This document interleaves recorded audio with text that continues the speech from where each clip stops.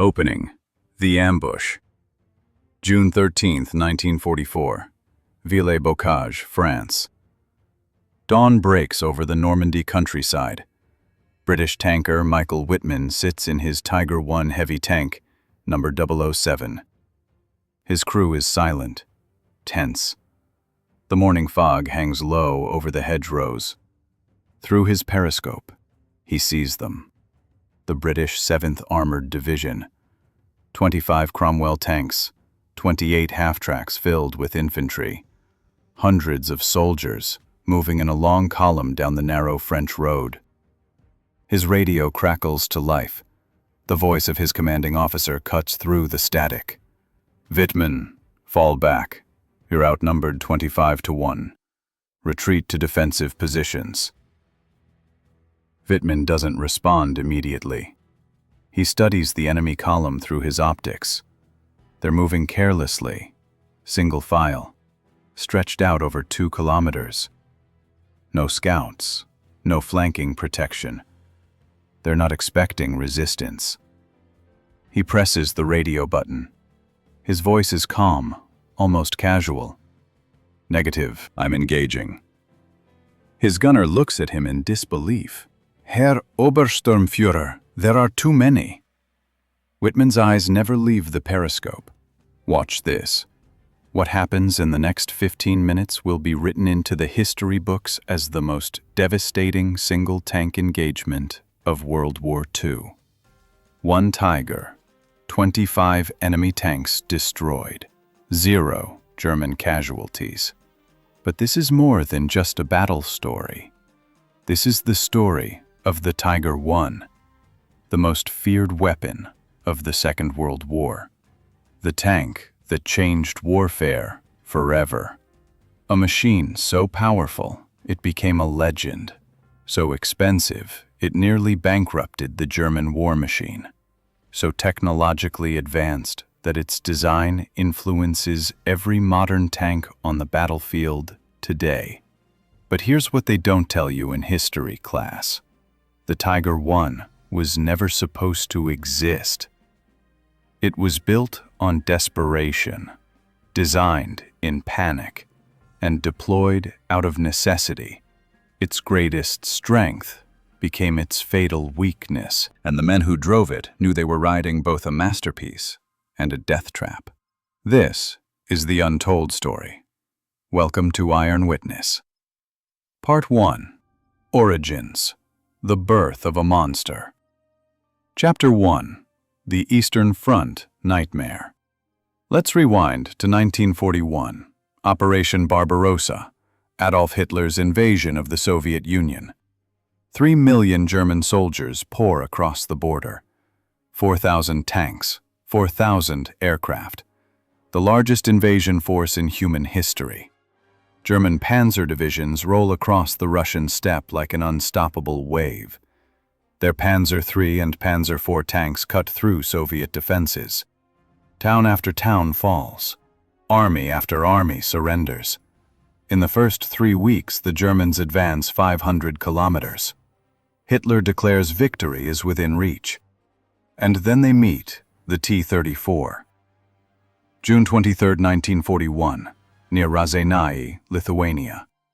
German Panzer commander Ernst Backe watches in horror as his tank shells bounce off a Soviet tank's armor. His 37mm gun, which had crushed Polish and French tanks with ease, is useless. The shells hit the T-34's sloped armor and ricochet into the air like thrown stones. The Soviet tank doesn't even slow down. It pivots its turret, fires once, and Backe watches his lead Panzer explode. Then another. Then another. In less than 5 minutes, an entire German tank platoon is burning. Backe radios back to division headquarters. His voice shakes with panic. "We need bigger guns. We need thicker armor, or we're dead." The report reaches Berlin. German High Command reads it and dismisses it as battlefield hysteria. "Impossible," they say. "Soviet tanks are inferior. Our crews are simply inexperienced with Eastern Front conditions." But the reports keep coming. From every sector, every front. The T-34 is faster than German tanks, better armored, more reliable, and it's being produced in quantities that Germany cannot match. By August 1941, German tank losses exceed 2,000 vehicles. Crews are burning alive in their Panzers. Morale collapses. Officers send increasingly desperate messages. Send us better tanks or withdraw us from the front. The message finally reaches Adolf Hitler's desk. He reads it once, slams his fist on the table, and gives the order that will change the course of tank warfare forever. I want a tank that can destroy anything on the battlefield. I don't care about the cost. I don't care about the time. I don't care about the fuel consumption or the complexity. Just build it. Build me an invincible tank. This is how the Tiger I was born. Not from careful strategic planning, not from years of research and development, but from raw desperation. Chapter 2. The Design Race. September 1941. Two German companies received the contract to design Hitler's supertank, Henschel and Porsche. Both are given the same requirements. Front armor must be at least 100 millimeters thick. The main gun must penetrate 100 millimeters of armor at 1,500 meters range. Weight is irrelevant. Cost is irrelevant. Speed is irrelevant. The only thing that matters is firepower and protection.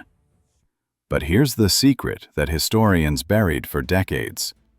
The Tiger I design already existed. It had been sitting in a Henschel factory warehouse since 1937, collecting dust. Ferdinand Porsche had designed it 5 years earlier as a theoretical breakthrough tank. German High Command had reviewed the design and rejected it with a single word: impractical. Why? Because the design called for a 57-ton tank. At the time, the heaviest German tank was 20 tons. The design required an 88mm gun, which was classified as an anti-aircraft weapon, not a tank gun. The fuel consumption would be astronomical. The transmission would need to be completely redesigned. The cost per unit would be triple that of a standard Panzer IV. But now, in 1941, with German tank crews burning in the Russian wheat fields, impractical didn't matter anymore. Henschel pulled the old blueprints from storage, updated the design, and presented it to Hitler.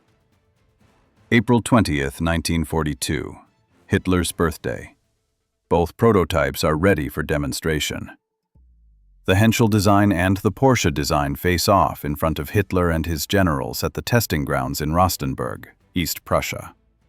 The Porsche design is innovative. It uses an electric transmission system powered by 2 air-cooled engines. On paper, it's superior, faster, more maneuverable, more technologically advanced. But during the demonstration, disaster strikes. The Porsche prototype's engines overheat within 20 minutes. Black smoke pours from the engine compartment. The transmission seizes. The tank grinds to a halt. The Henschel prototype, meanwhile, completes every test.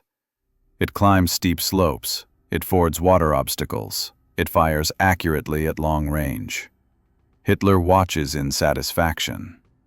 The decision is made immediately. Henschel wins the contract. Production begins that same month. But here's the dark irony. Porsche was so confident his design would win that he had already ordered 100 tank hulls to be manufactured.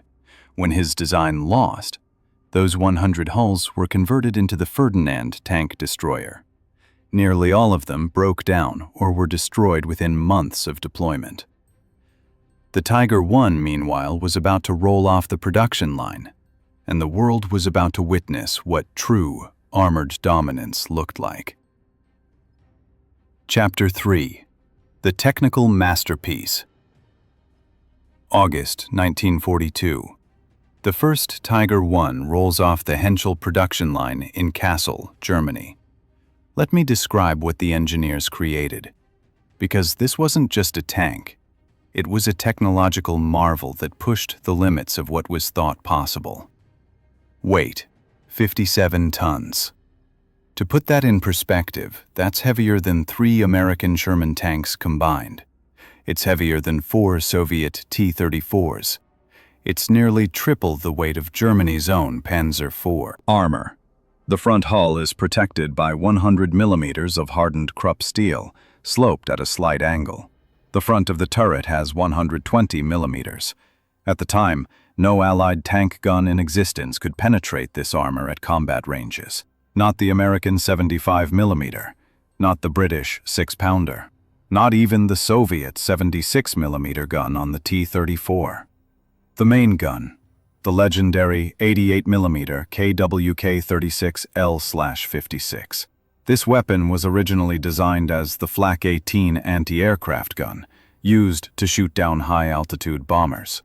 German engineers realized that if a gun could destroy an aircraft flying at 10,000 meters, it could certainly destroy a tank. So they mounted it on a turret. The performance of this gun was staggering. It could penetrate 100 millimeters of armor at 2,000 meters. That's over 1 mile away. It could destroy a Sherman tank at 3,000 meters before the Sherman could even see it. Each shell weighed 10 kilograms and traveled at 800 meters per second. When it hit, it didn't just penetrate armor, it obliterated it. For context, the American Sherman's 75 millimeter gun could penetrate 60 millimeters of armor at 500 meters. The Tiger I could kill you before you even saw it, before you even knew you were in danger. But the 88 millimeter gun wasn't the only innovation. The Tiger I introduced several revolutionary features that would define tank design for decades. The turret could rotate 360 degrees in 60 seconds using hydraulic power. Previous German tanks required manual hand cranks, which could take several minutes. The Tiger's gunner could track and engage moving targets with unprecedented speed. The suspension system used overlapping road wheels, called Schachtellaufwerk in German. This distributed the tank's massive weight more evenly, allowing it to cross soft terrain that would bog down lighter tanks. It also provided a smoother ride, improving accuracy when firing on the move. The optics were the finest in the world. The gunner's sight, the Turmzielfernrohr 9B, had 2.5x magnification and could accurately range targets up to 4,000 meters. Crews could identify enemy tanks long before the enemy could identify them. But here's where the design brilliance turned into a fatal flaw: the engine. The Maybach HL230 P45. It generated 700 horsepower, which sounds impressive, but remember, the Tiger I weighed 57 tons. The engine was originally designed for a 36-ton tank.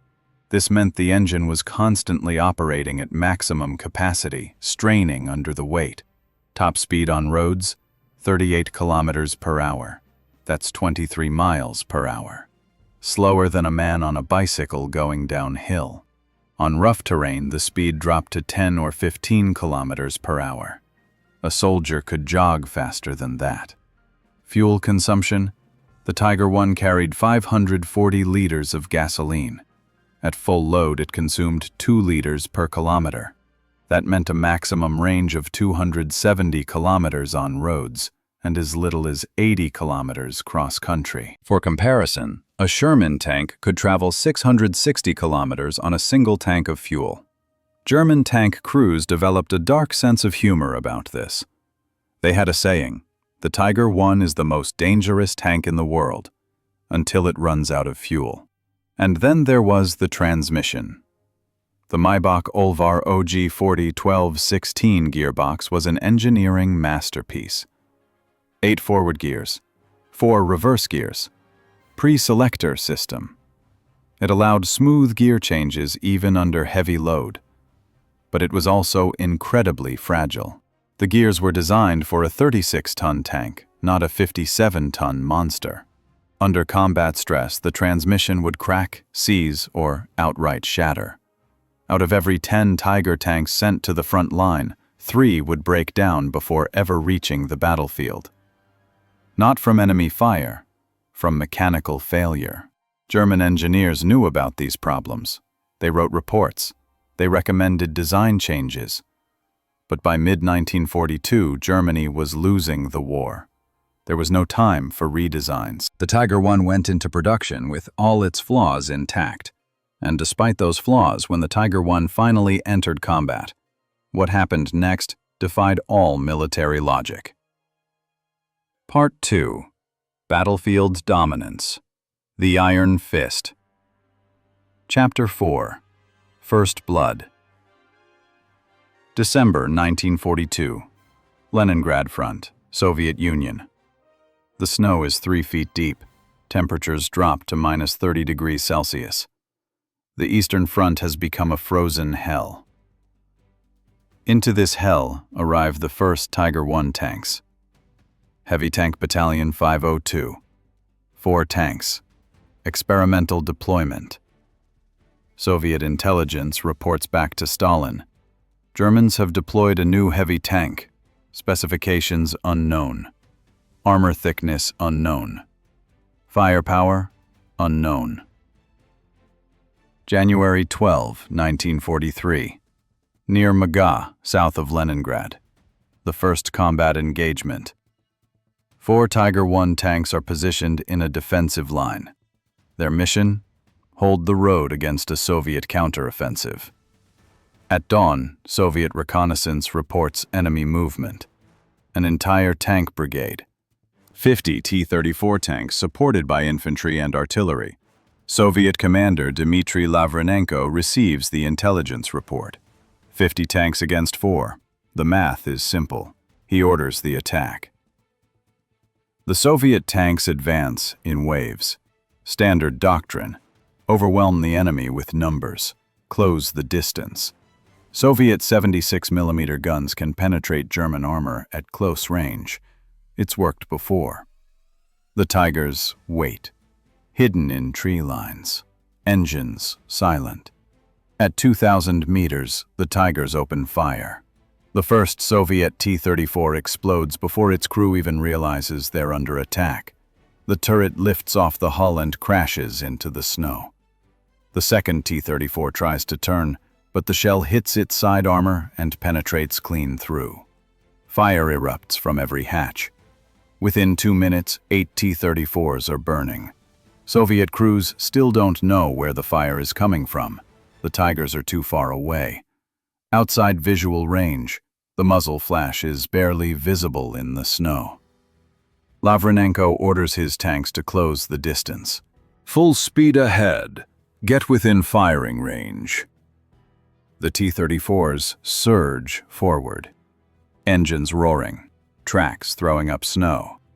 They need to close to 500 meters. That's when their guns become effective. But they never make it. The Tigers fire methodically, 1 shot every 8 seconds. The German gunners don't rush. They aim. They adjust for windage.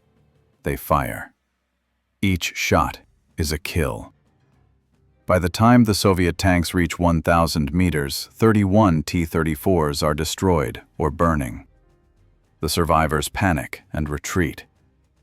The engagement lasts 8 minutes. Soviet casualties, 31 tanks destroyed. Approximately 120 crew members killed or wounded. German casualties? 0. The Tigers weren't even scratched. Lavrenenko radios back to headquarters. His voice is shaking.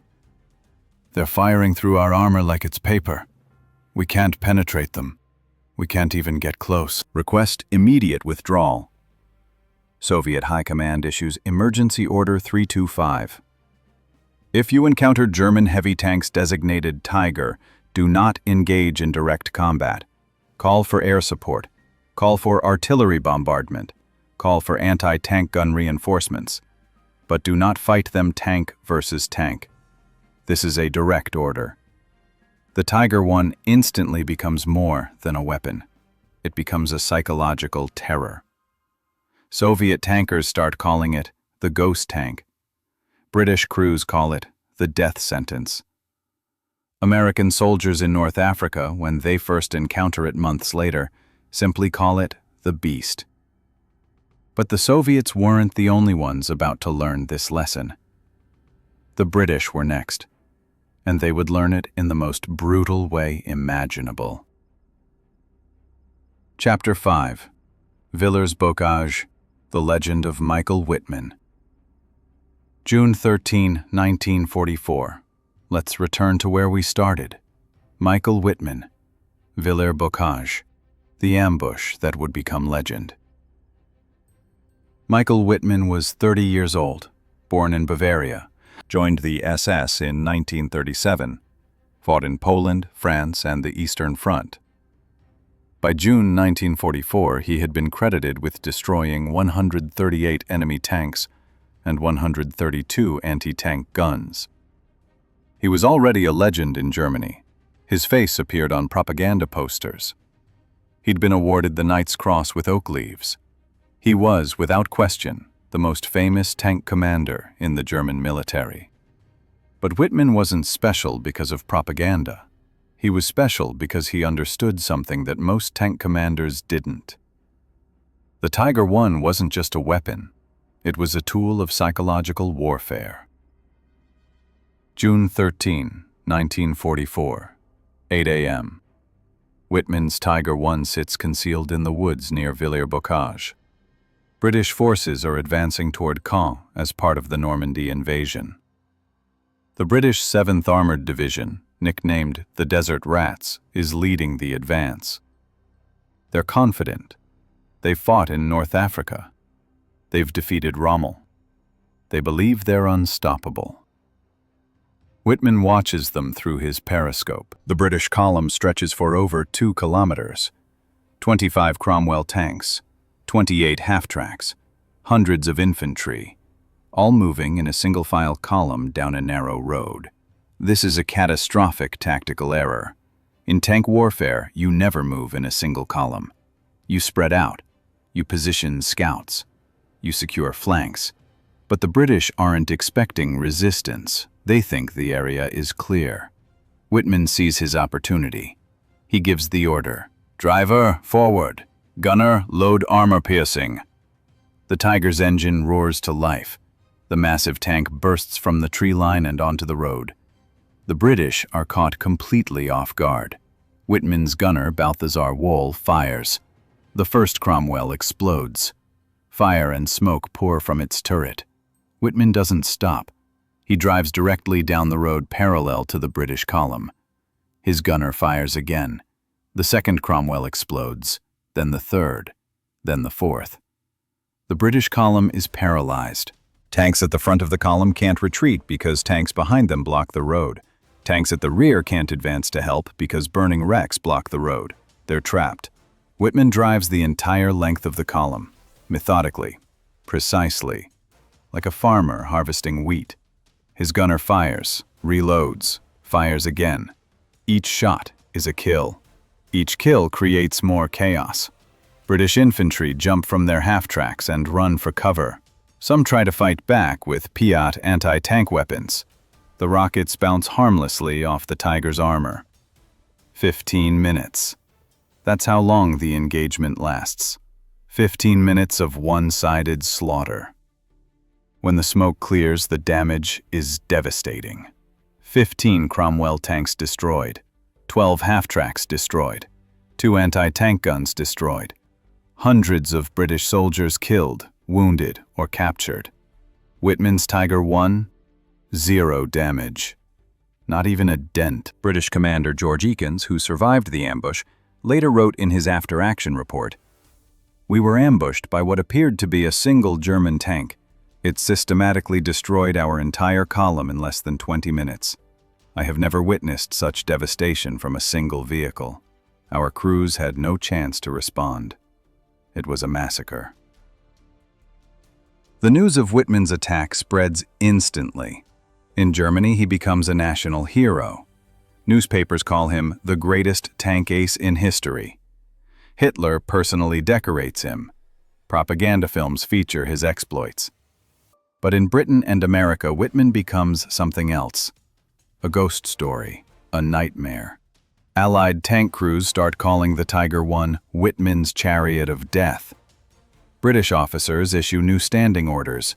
If you encounter a Tiger I, do not engage unless you have numerical superiority of at least 5 to 1, preferably 10 to 1. But here's what the propaganda films didn't show. Here's the part of the story that was buried for decades. 3 hours after the Villers-Bocage ambush, Wittmann's Tiger I broke down. The transmission failed. The engine overheated. The tank was immobilized. Wittmann and his crew had to abandon it and retreat on foot through enemy territory. They barely made it back to German lines. The Tiger I, the invincible machine that had just destroyed an entire British column, was recovered by British forces and towed away for analysis. The Tiger I was unstoppable in combat, but it was also its own worst enemy. Chapter 6. The Ace Tankers. Let's talk about the men who drove these machines. Because the Tiger I wasn't just a tank. It was a partnership between man and machine, and the men who operated it were extraordinary. Tiger I crews were not ordinary soldiers. They were the elite of the elite. To qualify as a Tiger I crew member, you needed a minimum of 2 years of combat experience. Expert marksmanship scores, physical fitness, because loading a 10-kilogram shell every 8 seconds for hours required immense strength. And mechanical knowledge, because you would be fixing your tank constantly. Out of every 100 tank crew applicants, only 7 were accepted into Tiger battalions, and these men became legends. Let me introduce you to the deadliest tank aces in history. Michael Wittmann, 138 tanks destroyed, 132 anti-tank guns eliminated. He fought in Poland, France, the Eastern Front, and finally Normandy. He refused promotion multiple times because he didn't want to leave his crew. He died on August 8, 1944, when his Tiger I was hit by a British Firefly tank. He was 30 years old. His body was never recovered. Knispel, 168 tanks destroyed. The highest-scoring tank ace in history. Unlike Wittmann, Knispel was never promoted or decorated. Why? Because he was openly critical of Nazi ideology. He once punched an SS officer for abusing Soviet prisoners. His superiors buried his achievements because he didn't fit the propaganda image. He died in April 1945, just days before the war ended, when his tank was hit by Soviet artillery. He was 23 years old. Otto Carius, over 150 tanks destroyed. He fought on the Eastern Front from 1943 to 1945. He survived the war and became a pharmacist in Germany. In 1992, he published his memoirs titled Tigers in the Mud. In the book, he wrote, "The Tiger I was a masterpiece of engineering, but it was also a curse. Every day we feared not the enemy, but the tank breaking down. We spent more time repairing it than fighting in it." Johannes Bölter, 139 tanks destroyed. He commanded a Tiger I on the Eastern Front. In one engagement near Leningrad in 1944, his tank was hit 12 times by Soviet anti-tank guns. Every shot bounced off or failed to penetrate. His Tiger survived and destroyed 9 Soviet tanks before withdrawing. Bölter said later, "The Tiger saved our lives every day, but we knew it was only a matter of time before something broke." These men were not Nazis. Most of them weren't even political. They were soldiers, young men caught in a horrific war, fighting in a machine that was both invincible and fragile. And no matter how skilled they were, no matter how brave, they all knew one truth. The Tiger I had a fatal flaw, and the Allies were about to discover it. Part 3. The Turning Point. Weaknesses Revealed. Chapter 7. Allied Intelligence. July 1943. Tunisia, North Africa. The North African campaign is ending. German forces are retreating. In the chaos, something extraordinary happens. The Allies capture an intact Tiger I. The tank had broken down during the German retreat. Its crew had tried to destroy it with demolition charges, but they failed. British forces found it abandoned in the desert, its engine seized, its tracks broken, but its armor and gun intact. British and American engineers swarmed the tank like ants on honey. This is the first time Allied forces have been able to examine a Tiger I up close. They measure every plate of armor. They test-fire the gun. They disassemble the engine. They photograph every component. What they discover changes everything. The Tiger I isn't invincible. It has 3 critical weaknesses. And once those weaknesses are understood, the myth of the unstoppable tiger begins to crumble. Weakness number 1, side and rear armor. Front armor, 100 millimeters, impenetrable to most Allied guns. But side armor, only 80 millimeters. Rear armor, only 80 millimeters. This means that if you can hit the Tiger from the side or rear, even a standard 75mm Sherman gun can penetrate. British 6-pounder anti-tank guns can penetrate at close range. Soviet 76mm guns can penetrate if they flank the target. Allied commanders immediately issue new tactical doctrine. Never engage a Tiger from the front. Use terrain for cover. Maneuver to the sides. Attack from multiple directions simultaneously. Force the Tiger to choose which threat to face, then strike from the opposite side. American tank crews start training in flanking maneuvers. 3 or 4 Shermans work together. One acts as bait, drawing the Tiger's attention. The others circle and attack from the sides. Weakness number 2, the turret ring. British engineers discover something remarkable. The area where the turret connects to the hull, called the turret ring, has only 25 millimeters of armor. It's the weakest point on the entire tank. If you can hit this spot, the turret jams. The Tiger can't rotate its gun. It becomes a stationary pillbox, unable to track moving targets. British tankers start specifically aiming for this spot. It's a difficult shot. The target area is only about 10 centimeters wide. But if you can hit it, the Tiger is crippled. Weakness number 3, mechanical unreliability. This is the most critical weakness, and it's not something the Allies inflicted. It's something the Tiger I inflicted on itself. German maintenance records captured after the war revealed shocking statistics. Average operational readiness of Tiger I units, 60%. This means that at any given time, 40% of Tigers were broken down and under repair. Average engine lifespan, 1,000 kilometers before requiring major overhaul. Average transmission lifespan, 150 kilometers of combat operations. For comparison, a Sherman tank's engine could operate for 2,500 kilometers before overhaul. Allied commanders realize something crucial. They don't need to destroy Tigers in combat. They just need to make Tigers move. Force them to maneuver. Force them to drive long distances. The Tiger will destroy itself. And then there's fuel. By 1944, Germany is running out of oil. The Romanian oil fields, Germany's primary source, are being bombed by the Allies. Synthetic fuel production is insufficient. Tiger I units are rationed. Some tanks are ordered to remain stationary, used as pillboxes instead of mobile weapons. Crews are told to conserve fuel at all costs. The unstoppable Tiger becomes a stationary target.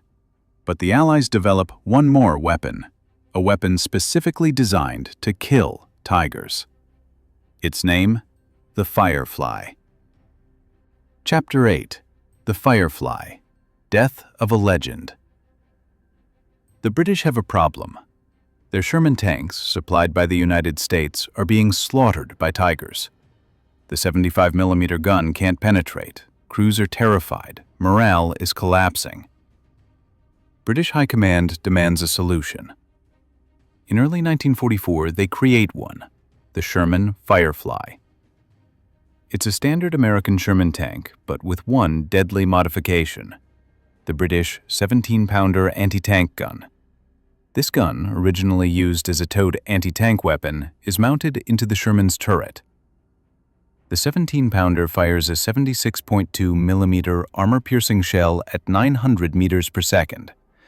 It can penetrate 130 millimeters of armor at 1,000 meters. For the first time, the Allies have a tank-mounted gun that can penetrate a Tiger I's front armor. August 8, 1944, Normandy, France. Hill 112. Michael Wittmann's Tiger I is advancing with 4 other Tigers from Heavy SS Panzer Battalion 101. Their mission? Stop the British advance toward Caen. British tanker Joe Eakins, commanding a Sherman Firefly from the 1st Northamptonshire Yeomanry, spots the German tanks from a hidden position 800 meters away. Eakins watches through his gun sight, 5 Tigers moving in formation. He identifies Wittmann's tank by the number painted on the turret. He orders his gunner, "Target the rear tank, range 800 meters, load APDS." APDS stands for Armor Piercing Discarding Sabot. It's the most advanced anti-tank ammunition available. The gunner adjusts the sight, holds his breath, fires. The shell hits Wittmann's Tiger in the rear, just below the turret. The fuel tank ruptures. Fire erupts inside the crew compartment. Ammunition explodes. The turret is blown 30 meters into the air. The hull splits apart. The Tiger burns. Michael Wittmann, the greatest tank ace in history, is killed instantly. His entire crew dies with him. His body is never recovered. This single kill sends shockwaves through the German tank corps. If Wittmann can be killed, anyone can. The myth of Tiger invincibility dies with him. British and American tank crews gain confidence. The Tiger is no longer an invincible monster. It's just another target. And as the war grinds toward its conclusion, the Tiger I faces its final enemy. Not Allied tanks, not Allied air power, but simple mathematics. Part 4. The Fall, the Numbers Game. Let's talk about production. From 1942 to 1945, Germany produced exactly 1,347 Tiger I tanks. In the same period, the United States produced 49,234 Sherman tanks. Think about that ratio. For every single Tiger, there were 36 Shermans.